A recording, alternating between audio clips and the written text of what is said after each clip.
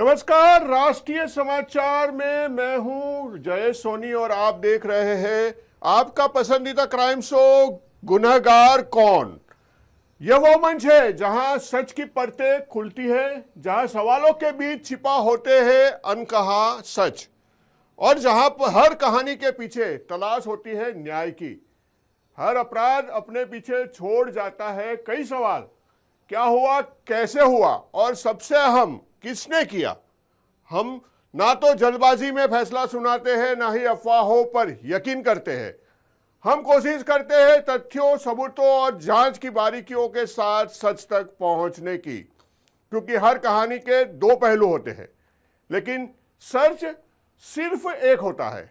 तो आइए जुड़िए हमारे साथ और खोजिए हर उस सवाल का जवाब जो दिल और दिमाग को झंझोड़ कर रख देता है, क्योंकि आखिरकार हर वारदात के बाद उठता है एक ही सवाल, गुनहगार कौन। सबसे पहले हम बात करते हैं उत्तर प्रदेश के एटा जिले के मालवन क्षेत्र से एक सनसनी मामला सामने आया है। गांव के बाहर एक पेड़ पर साड़ी के एक ही फंदे से प्रेमी प्रेमिका के शव लटके मिले। चौंकाने वाली बात यह है कि युवक की शादी महज 6 महीने पहले हुई थी और मृतक का 4 बच्चों की मां थी। दोनों के घर आमने सामने, और अब दोनों की मौत ने पूरे गांव को सन्न कर दिया है। क्या यह प्रेम प्रसंग का दुखद अंत है? क्या सामाजिक दबाव बना मौत की वजह, या फिर कहानी में कोई और साजिश छिपी है? पुलिस जांच में जुटी है, लेकिन हर सवाल एक ही तरफ इशारा कर रहा है। आखिर इस दोहरी मौत के पीछे सच क्या है?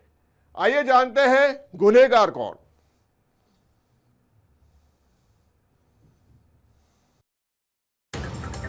एटा से एक सनसनीखेज मामला सामने आया है, जहां एक ही फंदे पर प्रेमी प्रेमिका के सब लटके मिले। पूरे इलाके में हड़कंप मच गया।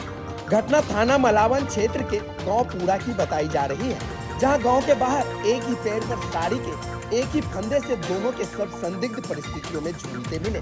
जैसे ही यह खबर गांव में फैली, मौके पर ग्रामीणों की भारी भीड़ जमा हो गई और पूरे इलाके में तरह तरह की चर्चाएं शुरू हो गई। बताया जा रहा है कि मृत युवक की करीब 6 माह पहले ही शादी हुई थी, जबकि मृतक 4 बच्चों की मां बताई जा रही है। दोनों के घर आमने सामने होने की बात भी सामने आई है, जिसके चलते प्रेम प्रसंग की चर्चा गांव में तेज से फैल रही है। घटना की सूचना मिलते ही सीओ सकीब कीर्तिका सिंह और थाना प्रभारी आरके सिंह पुलिस बल के साथ मौके पर पहुंचे।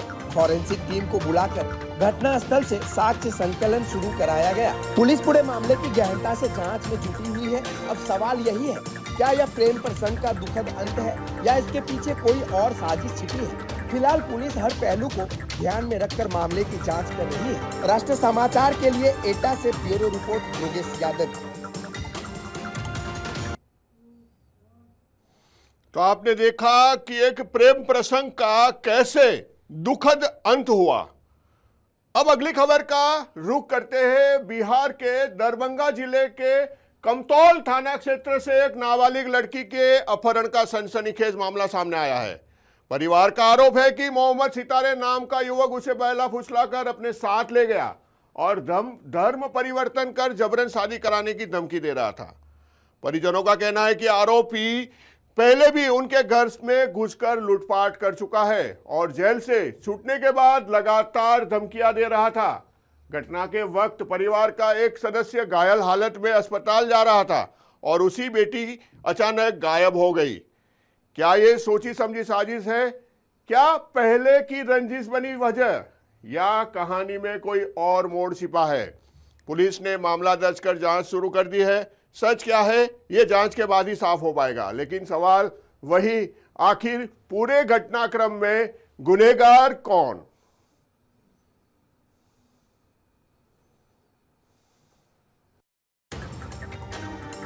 सोचिए, घर से निकली एक नाबालिग बेटी और फिर अचानक गायब हो जाए। परिवार दर दर भटकता रहे और आरोपी पूरे परिवार के साथ फरार हो जाए। दरभंगा से आई यह खबर सिर्फ एक अपहरण की कहानी नहीं है, बल्कि पूरे इलाके में तनाव की वजह बन चुकी है। पूरा मामला दरभंगा के कमतौला थाना क्षेत्र का है। घटना 28 जनवरी की बताई जा रही है, जब परिवार ने थाने में आवेदन देकर प्राथमिकी दर्ज कराई। परिजनों का आरोप है कि आरोपी मोहम्मद सितारे, जो पहले से शादीशुदा है और 2 बच्चों का पिता है, नाबालिग को बहला फुसलाकर अपने साथ ले गया। परिवार का कहना है कि आरोपी धर्म परिवर्तन कर जबरन शादी कराने की धमकी भी देता रहा था। परिजनों के अनुसार साल 2025 में भी आरोपी उनके घर में घुसकर लूटपाट कर चुका है। इस मामले में कमतौला थाना कांड संख्या 195/25 दर्ज हुआ था और आरोपी जेल भी गया था। जेल से छूटने के बाद वह लगातार परिवार को धमकियां दे रहा था। घटना वाले दिन परिवार के लोग एक घायल रिश्तेदार को अस्पताल ले गए थे। इसी दौरान आरोपी ने लड़की को जबरन उठा लेने का आरोप है। काफी तलाश के बाद भी जब बच्ची का कोई सुराग नहीं मिला तो परिजनों ने पुलिस में शिकायत दर्ज कराई। हुआ था यह क्या कि पूर्व पहले मोहम्मद सितारे पिता जमाहिर नदाब आए दिन मेरे साथ कुछ केस मुकदमा हुई और वो जेल चला गया। जेल से आने के बाद में उसने बार बार हमको धमकी दे रहा था और टॉर्चर कर रहा था कि तुम क्या बोल सकते हो मेरे साथ, तुम पर केस क्यों किया, तुम्हारे घर से बहू बेटी को मैं ले जाऊंगा, मेरा यहाँ संख्या ज़्यादा है, तुम यहाँ चारगढ़ हिंदू, तुम क्या बोलेगा, शाम में घुसेंगे सुबह ले जाएंगे। इस पर हम लोग विरोध किए। उस समय हमारे घर में आकर के बचिया गई थी दुकान के तरफ। उस समय हमारे भतीजा एक्सीडेंट कर गया था। वो मौका का फ़ायदा देख लिया, हम लोग हॉस्पिटल चले गए।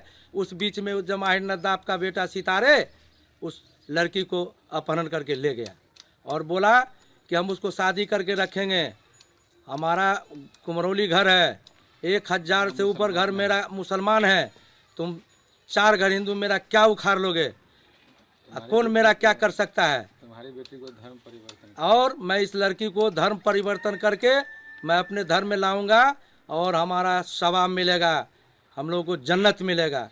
ये कमतौल थाना का कुमरौली गांव है। इसमें हिंदू मुसलमान दोनों समुदाय के लोग रहते हैं। मुस्लिम समुदाय के लोग ज़्यादा हैं, हिंदू समुदाय के कुछ कम लोग हैं। आपस में अच्छा इन लोगों का बनता है, कोई दिक्कत नहीं है। एक हिंदू समुदाय के लड़के को एक शादीशुदा बाल बच्चेदार सितारे नदाब करके लड़का था, लेके भाग गया। इसके चलते हमको ऐसी सूचना मिली कि जब गांव में तनाव है तो दोनों पक्ष के, हिंदू मुसलमान दोनों पक्ष के लोगों को के साथ हम बैठे हैं। गांव के लोग बता रहे हैं कि जो हम लोग में आपस में कोई दुराव नहीं है, कोई ज़्यादा जो तनाव नहीं है। हम लोग आपस में दोनों पक्ष पर उस लड़का के परिवार वालों पर हम लोग दबाव बना रहे हैं कि लड़की को हैंड ओवर करें। आरोपी और उसके परिजन घर छोड़कर फरार है। मोबाइल फोन स्विच ऑफ होने से लोकेशन ट्रेस नहीं हो पा रही है। पुलिस संभावित ठिकानों पर लगातार दबिश दे रही है। पुलिस के मुताबिक इलाके में शांति व्यवस्था बनाए रखने के लिए दोनों समुदायों के लोगों से बातचीत की जा रही है। फिलहाल माहौल शांत बताया जा रहा है, लेकिन पुलिस पूरी तरह अलर्ट मोड में है। अधिकारियों ने भरोसा दिलाया है कि नाबालिग को जल्द ही सुरक्षित बरामद किया जाएगा और दोषियों पर सख्त कानूनी कार्रवाई होगी। दरभंगा से राष्ट्रीय समाचार के लिए वीरेंद्र कुमार की रिपोर्ट।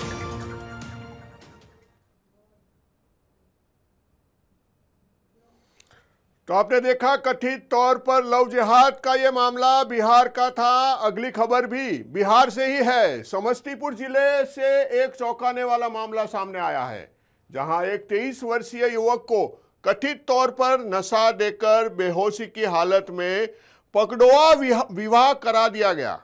परिजनों का कहना है कि नीतीश कुमार प्रतियोगी परीक्षाओं की तैयारी कर रहा था और लाइब्रेरी पढ़ने निकला था, लेकिन देर रात तक घर नहीं लौटा। तलाश शुरू हुई और फिर सामने आया एक ऐसा वीडियो जिसने सबको हैरान कर दिया। वायरल वीडियो में युवक खुद को बंधक बताते हुए मदद की गुहार लगाता नजर आ रहा है। शादी के दौरान उसकी तबीयत बिगड़ती है, वह बेहोश हो जाता है, लेकिन रस्में जारी रहती है।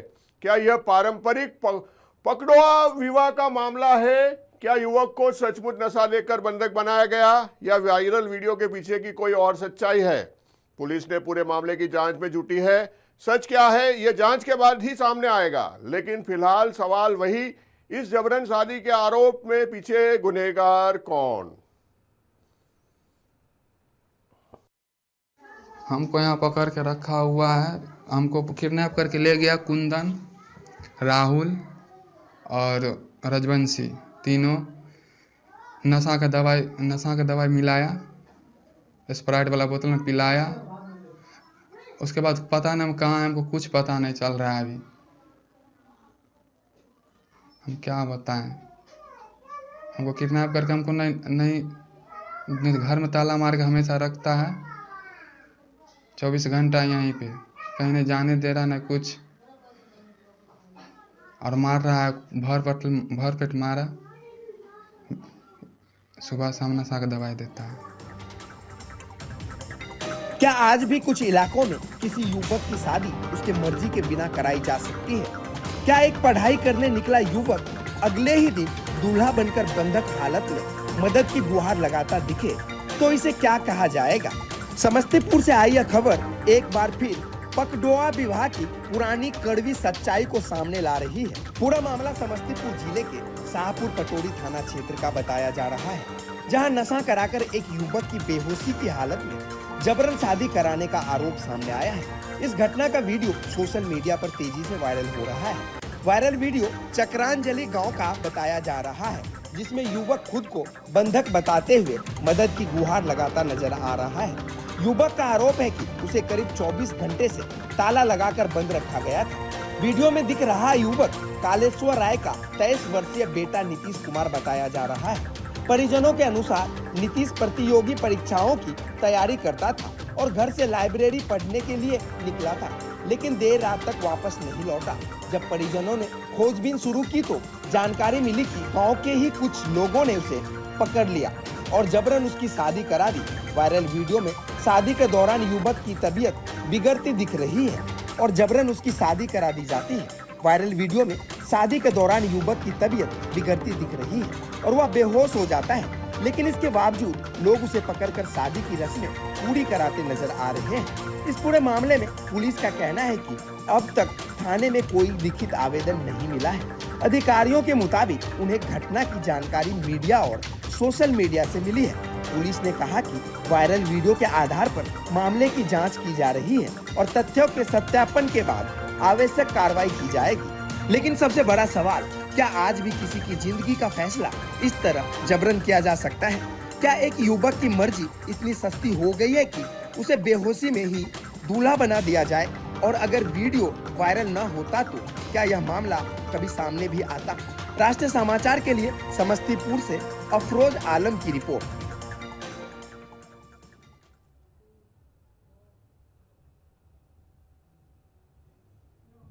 तो आपने देखा कि एक युवक को बंधक बनाकर उससे जबरदस्ती शादी करा दी गई।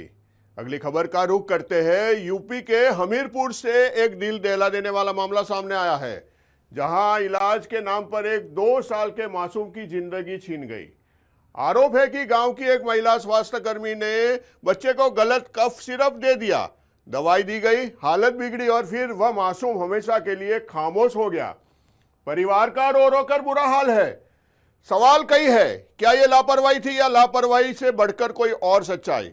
बिना किसी जांच दवा देना बना मौत की वजह।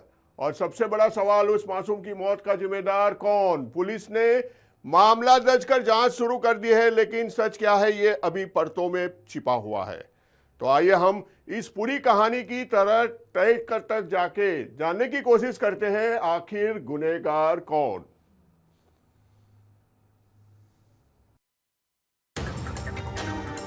सिर्फ 2 साल की उम्र, जहां बच्चों की दुनिया खिलौनों और मुस्कानों से भरी होती है, वहीं हमीरपुर से आई एक खबर ने पूरे इलाके को झकझोर दिया है। इलाज के नाम पर दी गई एक दवा और कुछ ही देर में बुझ गई मासूम की जिंदगी। यह दर्दनाक मामला उत्तर प्रदेश के हमीरपुर जिले के मोधा तहसील क्षेत्र के सिचौली पुरवा गाँव का है, जहाँ रहने वाले ब्रजेश कुमार वर्मा के करीब 2.25 साल के बेटे कार्तिक को खांसी जुकाम की शिकायत थी। परिजन उसे गांव की ही एक महिला स्वास्थ्य कर्मी के पास ले गए, जो अपने घर से ही लोगों का इलाज करती थी। घटना ये हुई है कि हम तो बाहर थे और यहाँ पे बच्चे थे, तो इन्होंने एक खांसी और जुकाम की दवाई लेने गए थे उमा सिंह डॉक्टर के पास। उन्होंने ऐसी दवाई दी है कि वो एक्सपायर थी या ज़्यादा उसमें अल्कोहल था, तो उससे बीमार हुआ, सो के ही नहीं उठाया दोबारा। तो शाम को इसके सांसें रुक गई हैं। दोबारा गए हो डॉक्टर के यहाँ? दोबारा गए थे तो वो मिले नहीं है। फिर हम सरकारी अस्पताल में दिखाने गए थे तो उन्होंने कोई जवाब नहीं दिया अभी। तो क्या आरोप लगा रहे हो आप? हमें न्याय चाहिए सर।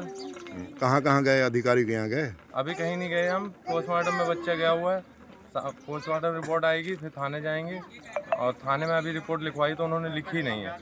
क्या कहे? उन्होंने कहा है कि अभी जब तक पोस्टमार्टम रिपोर्ट नहीं आएगी तो आपकी कोई उसके नाम कोई कार्रवाई नहीं कर सकते आप। परिजनों का आरोप है कि महिला ने बच्चे को कफ सिरप दिया, लेकिन दवा देने के कुछ देर बाद बच्चे की हालत अचानक बिगड़ने लगी। घबराए परिजन तुरंत उसे लेकर मोदहा सामुदायिक स्वास्थ्य केंद्र पहुंचे, जहां डॉक्टरों ने उसे मृत घोषित कर दिया। परिजनों को यकीन नहीं हुआ तो वे मासूम को जिला अस्पताल भी ले गए, लेकिन वहां भी डॉक्टरों ने बच्चे को मृत बता दिया। इस खबर के फैलते ही परिवार में कोहराम मच गया। माँ बाप की गोद में खेलता बच्चा कुछ ही घंटों में हमेशा के लिए खामोश हो गया। ये मामला है कि हमारे मोहल्ले में 2.5 साल के बच्चे का खांसी जुकाम था। एक डॉक्टर ये उमा ठुकराय ने इसने दवा दिया है, सिरप दिया है, गोली भी दिया है। नहीं दिया। क्या डिग्री है डॉक्टर की? हाँ? डॉक्टर की डिग्री क्या है? कुछ नहीं है डिग्री कुछ लिखा कुछ नहीं है। कुछ लिखा तो कोई सबूत नहीं है। अच्छा। न कोई कार्ड है न कोई डिग्री है। कहाँ रहते हैं? ये यही रोड में है, 10 लाठी के पीछे है। ये सिचौलीपुर में है। परिजनों ने गांव की महिला स्वास्थ्य कर्मी पर गलत दवा देने का आरोप लगाया है। पुलिस ने मामला दर्ज कर पूरे प्रकरण की जांच शुरू कर दी है। घटना की जानकारी मिलते ही जिला प्रशासन और स्वास्थ्य विभाग की टीम पीड़ित परिवार से मिलने पहुंची। बच्चे के शव को पोस्टमार्टम के लिए भेज दिया गया है। अधिकारियों का कहना है कि रिपोर्ट आने के बाद ही मौत की असली वजह सामने आ सकेगी। आज एक घटना हुई थी जिसमें एक बच्चा 2 वर्ष जिसका नाम कार्तिक था, तो उसके जो परिवार वाले थे उनका कहना ये था कि यहाँ पे स्वास्थ्य विभाग की कर्मी रहती है, उनके यहाँ से दवाई ली थी और उसका जब दवाई दी तो उस बच्चे की डेथ हुई। उसी के क्रम में हम और हमारे पुलिस क्षेत्र अधिकारी और हमारे स्वास्थ्य विभाग के जो भी कर्मचारी अधिकारी हम लोग यहाँ आए थे, उनके यहाँ पे जांच पड़ताल की है और जो पीड़ित परिवार है उनसे भी जानकारी की है। तो उनने जानकारी में उनके द्वारा ये सारी चीज़ें बताई गई हैं कि ऐसे ऐसे दवाई दी और दवाई खाने के बाद बच्चा सुबह जब देखा तो डेथ उसकी हुई। उसमें बच्चे को PM के लिए भेज दिया गया है और उसमें संस्तुति भी की है हमने और CO साहब ने कि एक पैनल बना के उनके जो डेड बॉडी है उसका PM किया जाए और फिर उसी हिसाब से नियम अनुसार अग्रिम कार्रवाई की जाए। पोस्टमार्टम रिपोर्ट के बाद ही आगे की कार्रवाई की जाएगी। एक छोटी सी खांसी, एक दवा और खत्म हो गई मासूम की जिंदगी। अब सवाल सिर्फ एक परिवार के दर्द का नहीं, बल्कि ग्रामीण इलाकों में चल रहे ऐसे इलाज के तरीकों का भी है, जो कभी कभी जिंदगी पर भारी पड़ जाते हैं। ऐसे ही तथ्य परक और बड़ी खबरों के लिए राष्ट्रीय समाचार देखना न भूलें। बहुत बहुत धन्यवाद।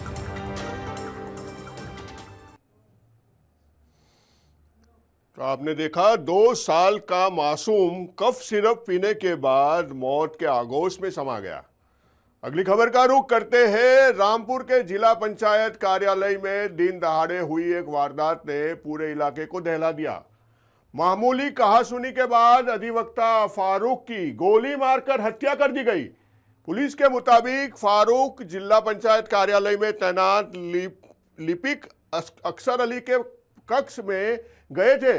उसी दौरान किसी बात को लेकर दोनों के बीच विवाद हुआ और देखते ही देखते मामला हिंसक हो गया। आरोप है कि असगर अली ने फारूक पर गोली चला दी। गंभीर हालत में उन्हें अस्पताल ले जाया गया, लेकिन इलाज के दौरान उसकी मौत हो गई। सवाल कई है, क्या यह अचानक भड़का गुस्सा था या विवाद की जड़ कहीं और है? क्या सरकारी दफ्तर में सुरक्षा व्यवस्था पर भी सवाल खड़े होते हैं? पुलिस जांच में जुटी है, लेकिन हर जुबान पर एक ही सवाल, आखिर इस गोलीकांड का गुनहगार कौन?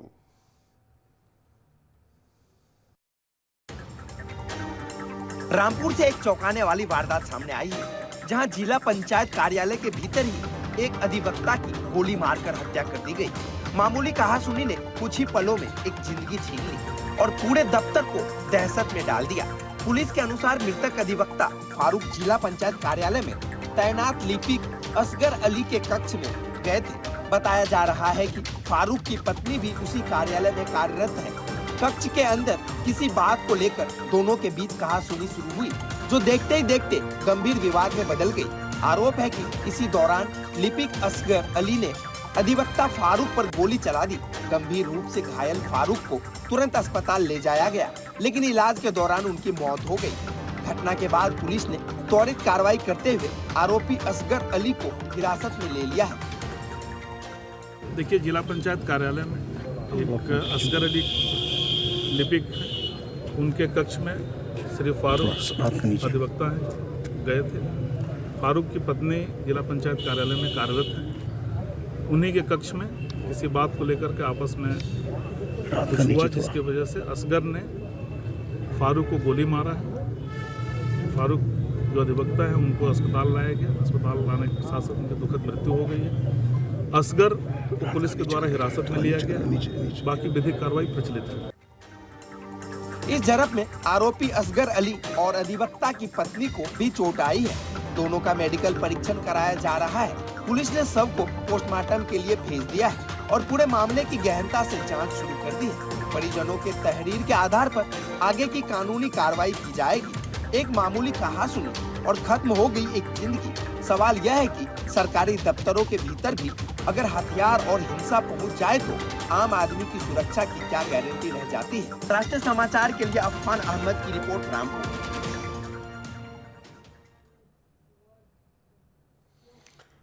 तो ये थी आज की कहानी। सवालों, शक और सच्चाई की तलाश के बीच उलझी एक पूरी दास्तां। कानून अपना काम कर रहा है, जांच जारी है और सच धीरे धीरे सामने आएगा। लेकिन जब तक अंतिम फैसला नहीं आता तब तक हर एंगल पर नजर रखना भी हमारी जिम्मेदारी है।